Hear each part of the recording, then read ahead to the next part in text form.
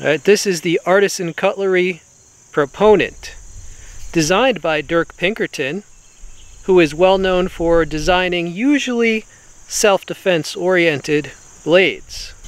It's got a flipper as your opener, opens very smoothly. It is a liner lock. This has a light stone wash.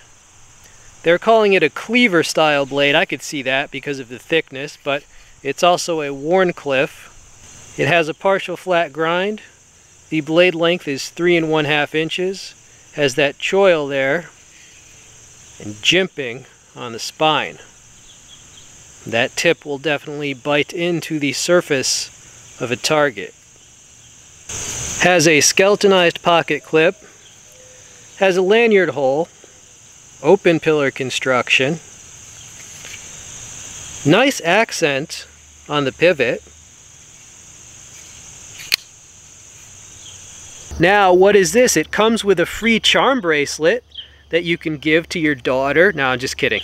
This is what they call the, it's basically the lock pin is what they're calling it. Oh, sorry for my, that was a blister. Working hands here.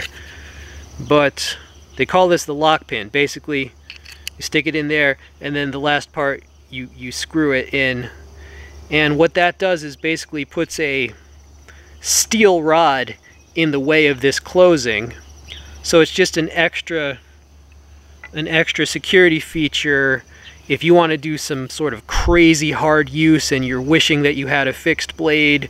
And yeah, you can put in that lock pin, and it just makes it pretty much impossible to close unless you can break that steel pin.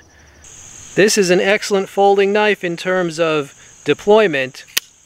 And the lockup, I mean, that is bank vault lockup. You can hear that. The blade shape is one of the most useful blade shapes bar none, because it's basically a utility knife, and you know how useful those are.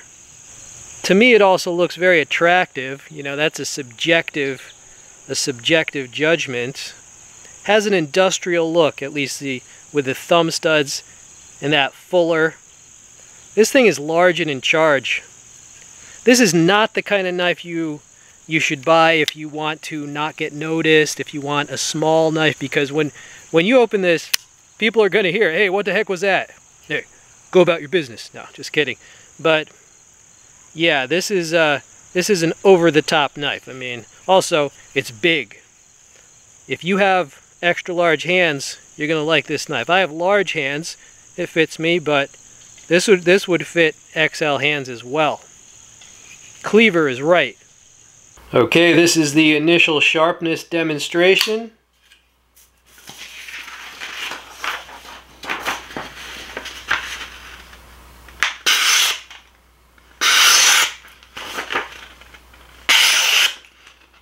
That's pretty crazy sharp.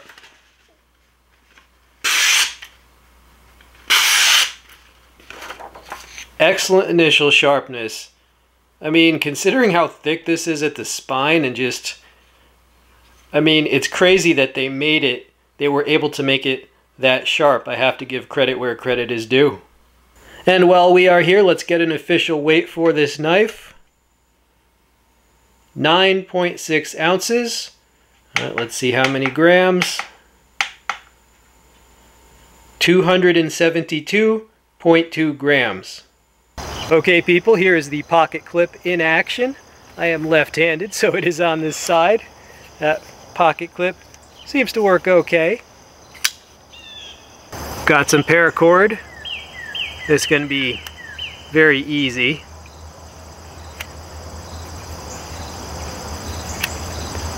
Yeah, that's too easy. Okay, we have some seatbelt-like material. I think this is going to do really well on this. Nice. One more. Nice.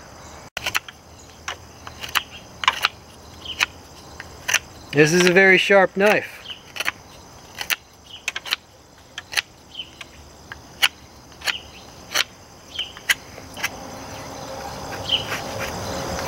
Alright, how do you like our crayon of wood there, the pointy stick? Okay, I have a thick piece of a box. Let's say you forgot your utility knife.